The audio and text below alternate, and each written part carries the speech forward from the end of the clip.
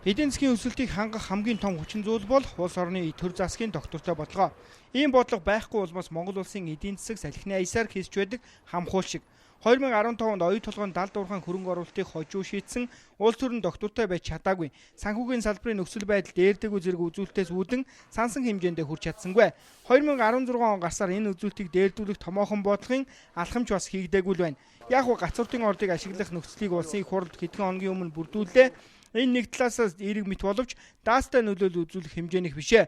Оюу толгойн 70 ажил хөрөнгө оруулалт 2016 онд орж ийн. Энэ бол эдийн засагт эерэг үзүүлэлт гаргах нэг сэжмээ. Тод хүчин зүйл. Нэгдүгээр тул бид одоо өөр асуулаа шүү дээ. Хөдөө аж ахуйд ямар бол. За мал аж ахуй хэцүү он болвол мэдээж хэрэг эн чинь дотоодын нийтэд хүнд нөлөөлнө. Өөрөөр хэлбэл өсөлтөнд сөргөөр нөлөөлнө гэсэн. Тийм учраас сайхан өвлийг өнгөтэй давлаа гэж бодъё. Тэгээд ингэхэд бол ямар ч гэсэн хөдөө аж одоо ерөнхийдөө хандлагууд хөдөө аж ахуй аж үйлдвэр үйлчлэгээ ялангуяа жижиглэн болон бөөний худалдаа дандаа доошоо орсон тийм тэмдэгтэй байгаа ш. Тэгээд одоо энэний үр дүнд үйлдвэрлэлийн талаас нь аваад үзэх юм бол дотоодын нийт бүтээгдэхүүн маань бас энэ бага өсөлттэй байгаа. Дотоодын нийт бүтээгдэхүүн өсөхөд нөлөөлөх гол хүчин зүйл нь гадаад орчин. Монгол улсын экспортод гаргадаг гол түүхийн эдийн хэрэглээ бууралтай хэвээр байх нь урд хөршийн хувьд бүхий л ашигт мартамлын хэрэглээгээ бууруулсан нөхцөл байдалтай байгаа. Энэ нь эргээд Монгол улсын эдийн засаг тодорхой нөлөөг үзүүлэх нь дамжиггүй. Гэхдээ Монгол улсын бодлого зөв байж чадвал энэ үзүүлэлтийг эерэг болгох боломжтой бий. Бид зөв бодлогоор зөв нийлүүлэлтийг хийж чадвал том зах зээл жижиг тоглогч эрсдэлгүй гарч болно. Үүний зэрэгцээ Монгол улс санхүүгийн салбараа хамгаалах нь чухал. Банк санхүүгийн салбарт зээлийн хэмжээ эрс буурсан үзүүлэлттэй байгаа. Үүний зэрэгцээгээр чанаргүй зээл өссөн үзүүлэлттэй байна. 2016 онд чанаргүй зээлийн түвшин 8% хүрч магадгүй гэсэн их болгоомжлол байгаа юм. Иймээс чанаргүй зээлийг нэмэгдүүлэхгүй байхтай тодорхой бодлого хэрэгжүүлэхээс өөр гарц алга. Яг нь сонгуульд өгсөн ипотекийн зээлийн хүүгийн бууралт, машины зээлийн хүүгийн бууралт зэрэг нь тодорхой нөлөө үзүүлэх нь дамжиггүй. Гэхдээ бас эргээд инфляц зэрэг сөрөг нөлөө үзүүлэх хэмжээнийх байж болохгүй. Иймд уялдаа холбоог нь хангах нь чухал байна.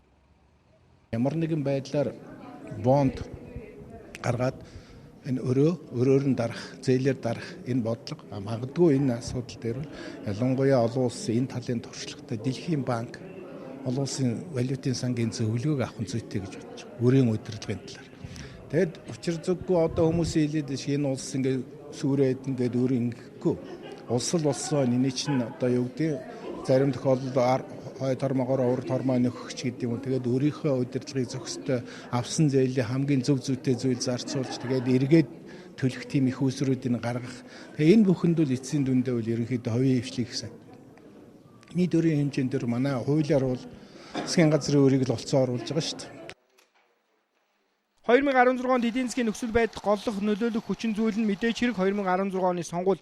Сонгуульд энэ жил улс төрийн 24 нам барагцаагаар 40 орчим тэрбум төгрөгийг зарцуулах тооцоолол бий. Энэ бол эдийн засагт бэлэн мөнгөний урсгалыг нэмэгдүүлэх боломж тооцоо. Энэ талаасаа эдийн засагт тодорхой эерэг нөлөө үзүүлнэ. Гэхдээ эргээд сонгуулиас болж томоохон шийдвэр удах гацах зэрэг гажууд дагалдах нь гарцаагүй юм а. Үүний зэрэгцээ эрх баригч намаас хэрэгжүүлсэн барилгын салбарын дэмжсэн бодлого эдийн засагт эерэг нөлөөлийг авчрах нь дамжиггүй.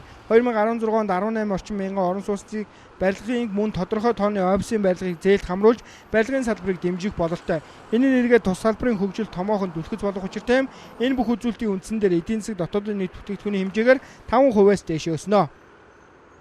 Өрхийн одоо эдийн засгийг идэвхжүүлэх, ингэснээр нийт эдийн засаг идэвхжих, өөрөөр хэлбэл нийт эдийн засаг идэвхжих гэдэг маань өрхийн хоримтлал одоо тийм ээ одоо зээлжүүлэх одоо мөнгөний бодлогоор одоо мөнгөнийхөө бодлогыг зөөлж штэ. Энэ маань өөрөө нөлөөтэй байх хэрэгтэй. Өөрөөр хэлбэл банкуудыг энэ зээл гаргах сэжим төлөвлөс болох хэрэгтэй. Энэ талаас нь зөвхөн бодлогын хүүгээр бол энэ бол хийгдэхгүй. Тийм учраас засгийн газар одоо нэгэн инфляцийг бол урт хугацаанд дунд хугацаанд 18 сарын туршид доктортой байх бодлогыг ингэж хангаж өгсөний үндсэн дээр банкуд засгийн газрын бондыг худалдаж авахгүйгээр төв банкны үн цасыг худалдаж авахгүйгээр энэний оронд зээл гаргасан дээр юм байна гэсэн ийм одоо мотивацтай болгох ийм бодлого хэрэгтэй. Эерэг үзүүлэлтээс гадна сөрөг олон зүйл 2016 оны эдийн засагт нөлөөлөл учруулна. Хамгийн ихэнд өрийн дарамт Монгол улсын өр зээлийн хэмжээг шаагих болсон. Гэхдээ энэхүү зээлийн зарцуулалт бус төлөх хэлбэрийг л бид тооцоолох учиртай. Энэхүү нөхцөл байдал нь 2016 он тодорхой нөлөөллийг үзүүлж эдийн засгийг хойш татаж болзошгүй юм а. Үүнээс гадна банк санхүүгийн салбараас гарах зээлийн хэмжээ, хүүгийн нөхцөл байдал, бизнесийг дэмжих хэмжээний таатай орчин бүрдүүлэхгүй. Үүний улмаас өнгөрсөн онд хэрэгжиж байсан аж ахуй нэгжийн хумх бодлого үргэлжлэх магадлалтай. Үүнээс болж ажилгүйдэл нэмэгдэж болзошгүй байна. Ажилгүйдэл нэмэгдсэн мөртөө хэрэглээ өсч болзошгүй. Үүнд сонгуулийн ил далд мөнгө нөлөөлөх нь дамжиггүй юм. Мөн 2015 онд буурсан инфляц өсч болзошгүй. Өсөхтэй харин хэдэн хувьд хүрэх вэ гэдгийг таамаглах том бэрх байна. Нэмэгдсэн өртгийн албан татварын шинэ систем нэг талаасаа төр татвар авах сайн арга хэлбэр боловч нөгөө талдаа бараа бүтээгдэхүүнийг 10% өсгөж байгаа үзүүлэлт үүний улмаас иргэд азанд найдаж 10% нэмэлт төлбөр төлөх болчихлоо. Энэ эргээд инфляцийг хөргөх гэмтэй. Энэ аж ахуйн нэгжүүд рүү манай дүүргүүд бол бүр аж ахуйн нэгж болгон дээр тулж очиж ажиллах хэрэгтэй. Дэлгүүр лангуу болгон дээр очиж уулзах хэрэгтэй. Байцаагч нарыгээ тэрлүү бол өдөр шөнөгүй явуулж энэ асуудлыг ойлгуулах шаардлагатай байна. Аж ахуйн нэгжүүд бол зарим нь бол одоо нэлээд хойрох шах байдалтай байгаа. Энэний цаад шатгаан учрыг бид нар мэдж байна. Зарим нэг судлаачийн таамаглаж байгаагаар бол 2016 онд инфляц 6-8% хүрэх магадлалтай гэж үзэж байна.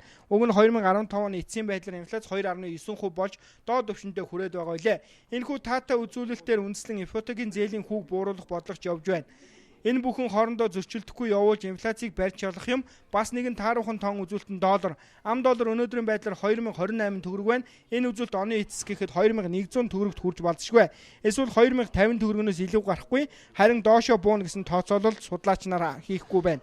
Тэгэхээр $80 бол 2000 төгрөгнөөс дээшээ давчсан хэвээрэл байх үзүүлэлт ажиглагдаж байна. Долларыг барих бодлого хэрэгжүүлэх албыг Монгол банк хийж хэрэгжүүлж байгаа. Гэхдээ тэд амь аргацаасан байдлаар ямар ч байсан аргалаад яваад байна гэсэн шүүмжлэлт өртсөн хэдий ч өөрсдөө бол боломжийнхоо хэрээр долларыг барьсаар байгаа гэдэг тайлбарыг харж байгаа. Харин сангийн яамны бодлого нь өнөөх барьж байгаа бодлоготой нь уялдахгүй эсрэгээр нь долларын үнийг өсгөчих гээд байгаа гэмтэй гэдгийг тайлбарлаж байгаамаа. Үнэхээр ч ажиглах юм бол сангийн яамны явуулж байгаа бодлого мөнгөний бодлоготойгоо зөрчилдөх нөхцөл байдалтай байгаа.